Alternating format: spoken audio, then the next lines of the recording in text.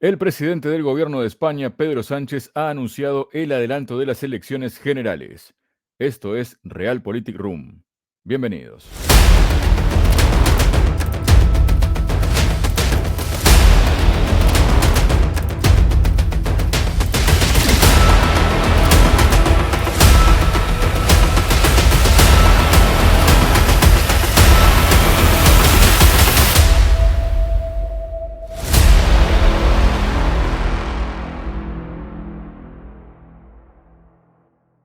Hola, bienvenidos a otro episodio de Realpolitik Room y tal como anticipaba en la presentación del programa, vamos a hablar hoy sobre las elecciones anticipadas en España que ha anunciado el presidente del gobierno, Pedro Sánchez.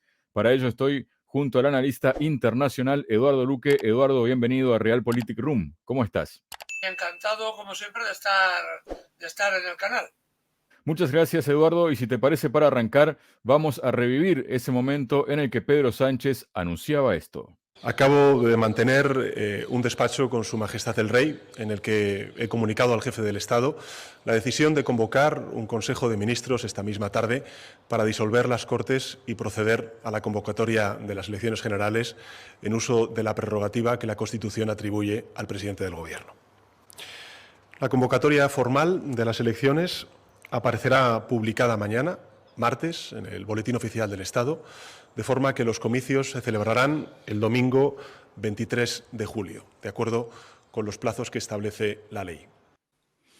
Bueno, esto era el primer coletazo, ¿no? Y la primera maniobra que hacía precisamente el presidente del gobierno de España tras la debacle, ¿no? Sufrida por la conocida como izquierda en España en las recientes elecciones municipales, donde, bueno, el Partido Socialista sufrió mucho y ya ni hablar de otras fuerzas de izquierda, ¿no? Pero, ¿cuál sería tu titular para este anuncio de Pedro Sánchez, Eduardo?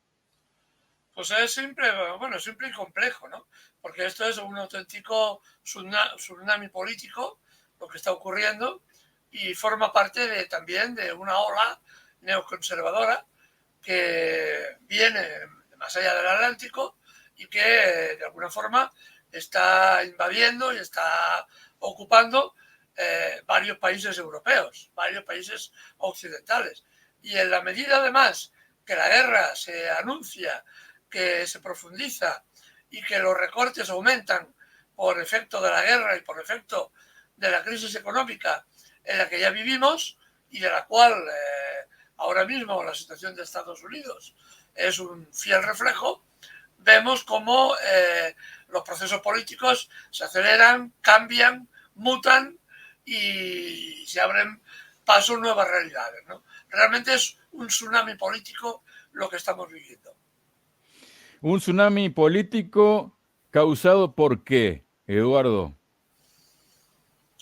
Hombre, es muy difícil de definir, ¿no?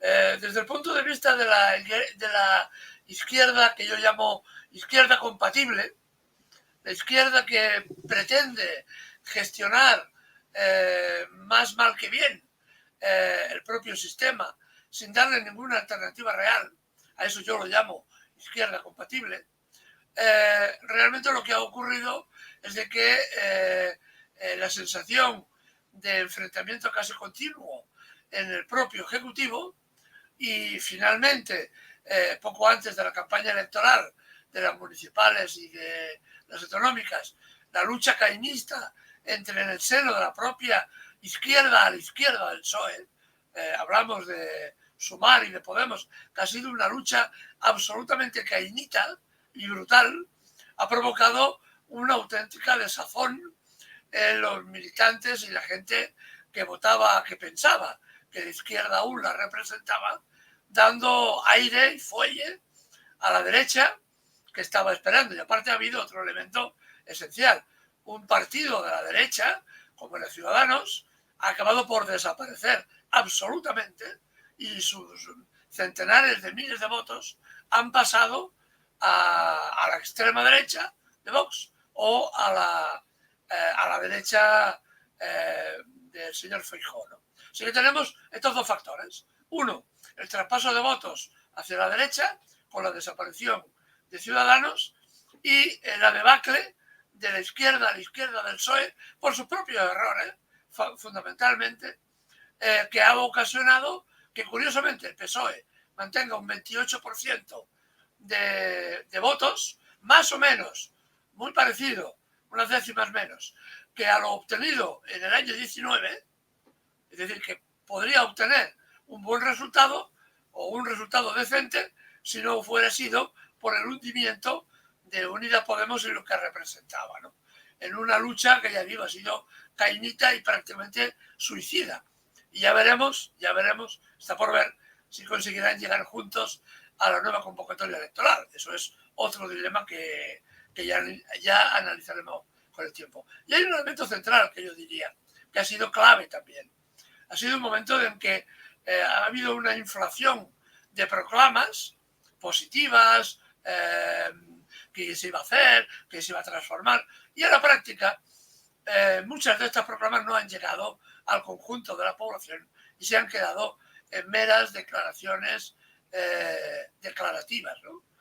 Se han hecho grandes y ampulosos discursos. Yo veo, por ejemplo, como hace poco dieron una ayuda a las familias más vulnerables de 200 euros, que dijeron además que solo era para esas familias, muy bueno, no para los jubilados que tienen pensiones de hambre. Los jubilados que ya cobraban pensión y que se les había subido un 8,5 no tenían derecho a estas subidas, pero estas subidas, que según el Ejecutivo tenían que llegar a 4,6 millones de ciudadanos, de familias, perdón, han llegado finalmente a 1,8 millones. Es decir, la diferencia de número es más que notable. Y encima, como ha habido una avalancha de solicitudes, han dicho que no había dinero para todo y harán el pago de esos 200 euros. Ahora ya dudo que se haga con la convocatoria electoral. Harían ese pago en 2 plazos o en 3 plazos, ¿no? Es decir, una cifra ridícula, que va bien para la gente que no puede comer, obviamente, pero que es ridícula porque no solventa ni siquiera casos de necesidad. Resulta de que ni eso se ha llegado a cumplir, ¿no? Como están muchas más cosas, ¿no? Entonces, ha sido un continuo de declaraciones altisonantes que al final no se han transformado en hechos objetivables por parte de la población. Y evidentemente todo eso sumado a la lucha feroz de Unidas Podemos, Sumar y grupos afines, pues han provocado también esta sensación de desazón en la izquierda, que se ha ido a la abstención y por tanto la derecha ha ganado. Eduardo, por un lado se ha dado la circunstancia de que el voto de la izquierda migró, ¿no? Y se concentró en el PSOE, ¿no? En el Partido Socialista Obrero Español, es decir, ha perdido votos, ha tocado fondo, tal vez lo que muchos entienden y muchos izquierdistas critican de esa izquierda que le llaman izquierda bideniana, ¿no? Por lo que es Podemos, Sumar y demás. Y por otro lado también se califica este llamado de esta convocatoria de elecciones, adelanto de elecciones por Pedro Sánchez como oportunista, ¿no? Que si él dejaba correr el tiempo y que las elecciones tuvieran lugar en la fecha que estaba predeterminada, de finales de año, este periodo de tiempo lo que haría sería socavar aún más al Partido Socialista, habría una guerra interna más encarnizada, ¿no?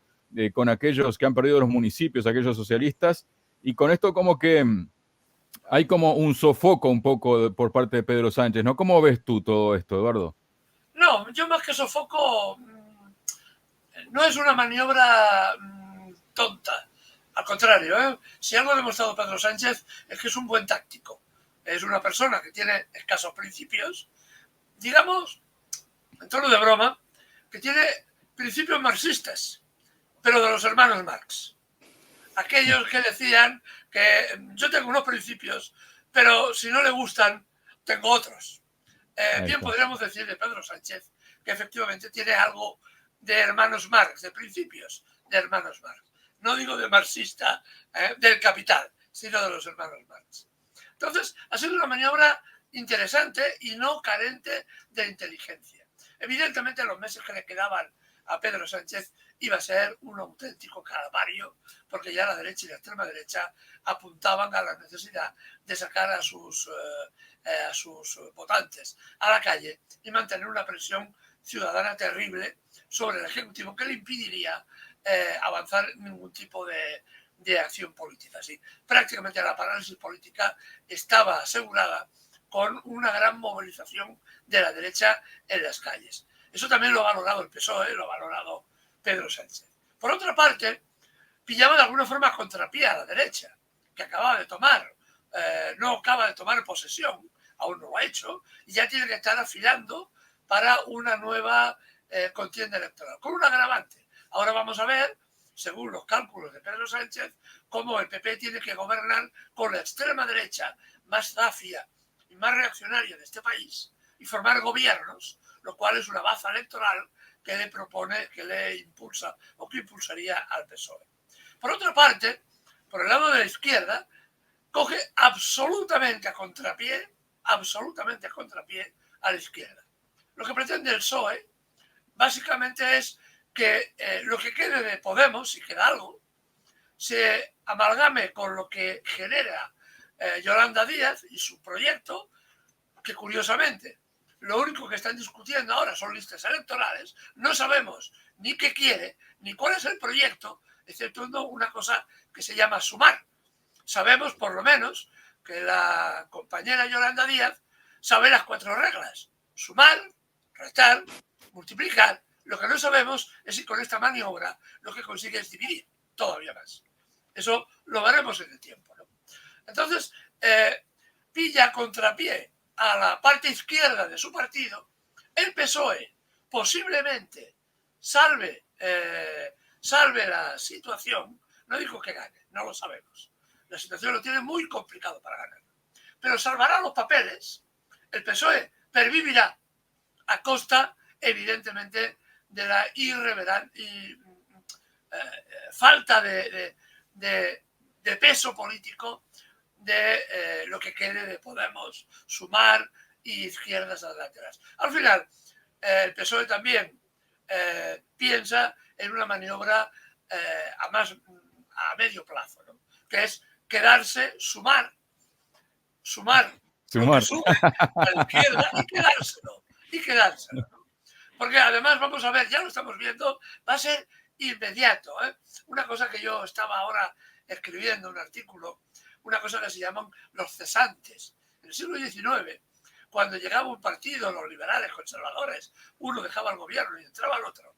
Todos los funcionarios que habían colocado en la administración se iban y dejaban paso a los siguientes, a los del otro partido, ¿no? Por eso se crearon los funcionarios del Estado, para que no hubiera ese trajín y el Estado siguiera funcionando, ¿no? Ahora vamos a ver un nuevo hito de los cesantes, ¿no? Tanto del PSOE, cientos, miles de cargos que vivían a costa de las instituciones, y otros cientos o miles, muchos menos evidentemente, pero que vivían también de las instituciones por parte de lo que yo llamo la izquierda compatible, ¿no?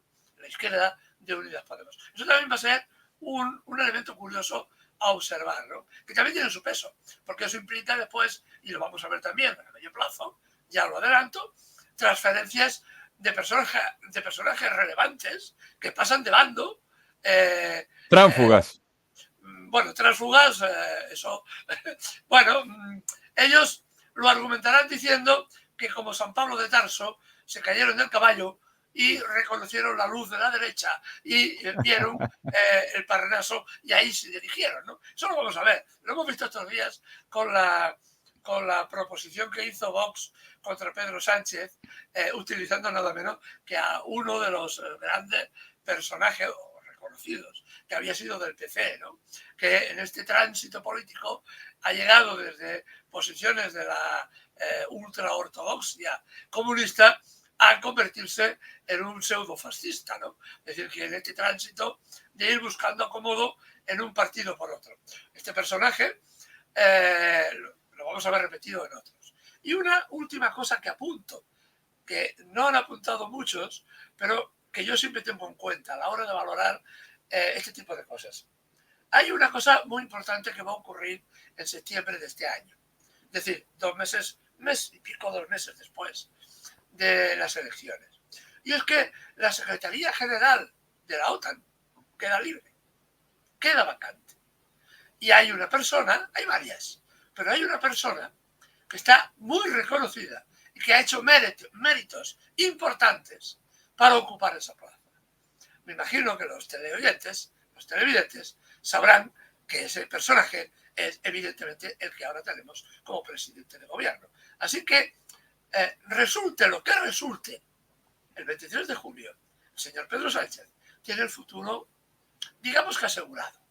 Y además, sus dos grandes valedores, los dos grandes personajes de su ejecutivo, el señor Anadio Calviño y el señor José Luis Escrivá, que fueron puestos por los poderes fácticos, por la gran banca y los grandes fondos de inversión, el señor Anadio Calviño ya es vicepresidenta del Fondo Monetario Internacional y tiene además un cargo importantísimo en la relación en una estructura que permite otorgar créditos a los países en función del cumplimiento de ciertos criterios. Por otro lado, el señor José Luis Escrivá, que se ha encargado de privatizar las pensiones en este país, ya tiene también su futuro más que resuelto.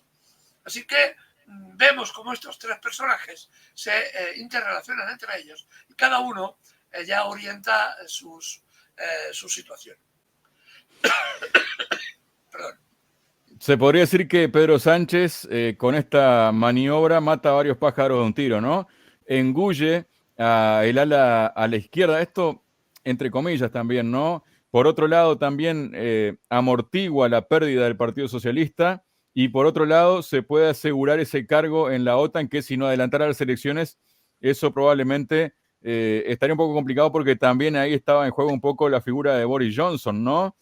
¿Cómo se puede, digamos, leer esto desde la derecha, digamos, este movimiento de Pedro Sánchez?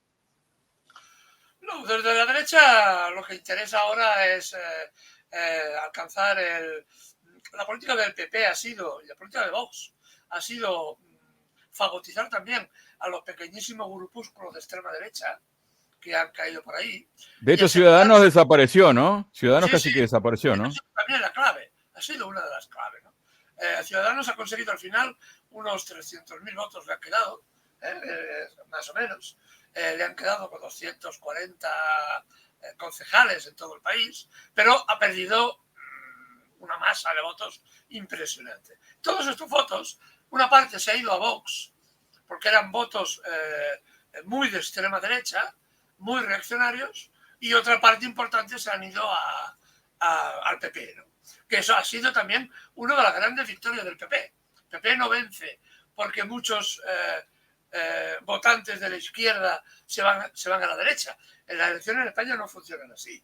El transformismo de voto, primero que es un proceso lento, requiere cuando menos 2 elecciones, cuando menos 2 o 3, para que se produzca este cambio, y después se produce un cambio relativamente pequeño, ¿no?, de votos. Lo que determina mucho la votación es la abstención, y ha sido una abstención importante en muchos casos, que parece ser ha golpeado especialmente a la fuerza de izquierda, ¿no?, a las fuerzas progresistas, ¿no? Y este ha sido uno de los elementos por los cuales el PP se ha apoyado y ha salido adelante. Aparte, ha tenido un discurso, sobre todo en Madrid, un discurso que cala a nivel sentimental, que rehúye el racionamiento, rehúye la razón como el agua, como el gato del agua, y solamente proyecta discursos vacuos, vacíos, pero que impactan, socialmente impactan, ¿no? En cambio, la izquierda, además la izquierda, en Madrid, por ejemplo, se han ido cargándose a sí mismo golpe tras golpe en mitad de las elecciones. En lugar de focalizar solo contra un objetivo, también se han repartido entre ellos, porque Podemos se ha quedado a pocas décimas, a una décima o dos, de tener representación en el Parlamento madrileño. Y evidentemente tenía que competir con Más Madrid, otro partido de izquierdas, para obtener esa pequeña diferencia que al final no obtuvo y que al final le ha provocado que no entre en el Parlamento, ¿no?, que era su objetivo, ¿no? Así que la derecha ha estado relativamente tranquila. Ha sumado los votos de Podemos, los votos de Ciudadanos, y sin tener que plantear ningún programa electoral, porque no hay programa electoral, no se ha discutido de programa electoral, ha ganado unas elecciones bastante cómodas, bastante cómodas. Esto, Eduardo, que está pasando, ¿en qué posición deja, primero que nada, a los políticos españoles, ¿no? Lo que representan, su figura, y ante un electorado que ya ha demostrado que no duda en castigar, ¿no? Y en eso está también el tema de las abstenciones, ¿no? ¿En qué lugar quedan los políticos? Mira, Javier, si hubiera políticos honestos, que es un planteamiento, o al menos políticos coherentes y honestos, yo, a ver, sostengo que hay políticos corruptos, como en todos sitios, pero que hay muchísimos que son gente honesta. Otra cosa que sean coherentes. Claro, yo veo, por ejemplo, que en las anteriores elecciones hubo también una debacle de la izquierda y los políticos de izquierda se negaron a hacer un balance de lo que había ocurrido.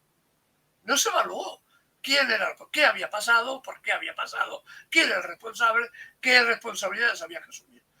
Sencillamente corrieron un tupido velo, se aferraron al sillón y dijeron como el poeta, ¿no? El hoy es malo, pero el mañana es mío, ¿no? Y siguieron luchando en los espacios e instituciones que tenían. Entonces, esta falta de crítica interna, de reflexión interna, es la que ha provocado que estos mismos personajes que han ido de derrota en derrota estén llegando hasta la derrota final. Pero el problema no es si ellos son derrotados, que será un problema, su problema a nivel personal, pero que lo tienen que resolver ellos a nivel personal. El problema es de que la gente de izquierda, la gente progresista, que tenía una esperanza en que estos políticos eran de otra pasta, eran de otro cariz, esta ilusión la han perdido. Y esto es precisamente el gran problema de estas elecciones. La izquierda, la gente de izquierda que había confiado en los políticos de Unidas Podemos o Madrid o Compromís, han visto como una y otra vez se enzarzaban en peleas acuchilladas entre ellos o hablaban de cosas esotéricas. Mantener, por ejemplo, como ha hecho la señora Irene Montero durante años, un discurso que el gran problema de las mujeres españolas o de los hombres era la ideología queer, que era los binarios, era la problemática del país, era la problemática de la LGTB, es sencillamente no tener los pies en el suelo. A las mujeres y a los hombres de este país les ha preocupado durante muchos meses que los calabacines habían subido un 16% y que el aceite había subido un 22%. Y eso era la gran preocupación nacional. Y vemos políticos que hablaban de cosas absolutamente esotéricas. Evidentemente eso tiene un costo político, un costo social. La gente dice, ¿a dónde van esta gente? ¿A dónde van? Mi problema no es que el heteropatriarcado sea el gran problema nacional. Yo me llevo bien con mi marido y mi marido se lleva bien conmigo y con mis hijos. Mi problema es llegar a final de mes. Y esto parece que la izquierda lo ha olvidado. Se ha dedicado a teorizar sobre el bien y sobre el mal, encima pontificando. Encima han pontificado, nos han dicho quién era bueno, quién era malo, quién era machista, quién dejaba de serlo. Y encima, cuando se ponen a hacer una ley, son tan inútiles, son tan inútiles que hacen una ley hasta mal hecha. Cuando además habían tenido avisos por todos lados que había lagunas legales importantes. Esto ha sido un agujero terrible por donde ha golpeado la derecha inmisericordiamente, precisamente para demostrar la poca sustancia, la poca capacidad de estos gestores de política, ¿no? Entonces ha sido también una cosa paradójica. Fijaos, además, hay otro elemento importante, ¿eh? En la propia estructura de la organización política que se creó, esto de Podemos, continuamente se estaba hablando de la democracia, la ultrademocracia, los referéndums populares, etcétera, etcétera. Y prácticamente el único gran referéndum que se hizo fue si la pareja faraónica Pablo Iglesias y Irene Montero, se cambiaban o no se cambiaban de casoplón. Si el casoplón que se compraron era... tenían derecho a comprarlo o no. Y eso fue la gran participación, me acuerdo, la gran participación de los militantes. Votaron más militantes para ese puñetero chafardeo, me perdonaron la expresión, para ese chafardeo, que no realmente para el proyecto de país, porque era tan complejo a veces el proyecto de país y en ocasiones ni nadie se lo creía, que realmente la gente estaba interesada en este tipo de cosas, ¿no? Entonces se organizó un partido supuestamente democrático donde la disidencia interna y la crítica interna se resolvía por los métodos más stalinistas, con perdón de Stalin. Es decir, si discrepas, a la calle, no sales a la foto. Y ha habido casos sonadísimos de enfrentamientos internos, que en las primarias salía un representante para las listas y como no le gustaba a la dirección de Madrid, el representante democráticamente elegido era expulsado y se ponía otro que aterrizaba desde Madrid. Lo hemos vivido en carne propia, aquí en Cataluña o en Asturias o en Madrid, en muchísimos sitios. Entonces, claro, todo este complejo de ideas que se iban promoviendo y que la gente veía que no se cumplían, ha acabado efectivamente provocando una desazón enorme en la gente de izquierda, acabando diciendo pues lo que oíamos siempre: todos son iguales. Eduardo, muchísimas gracias por tu presencia hoy en Realpolitik Room. A vosotros, como siempre.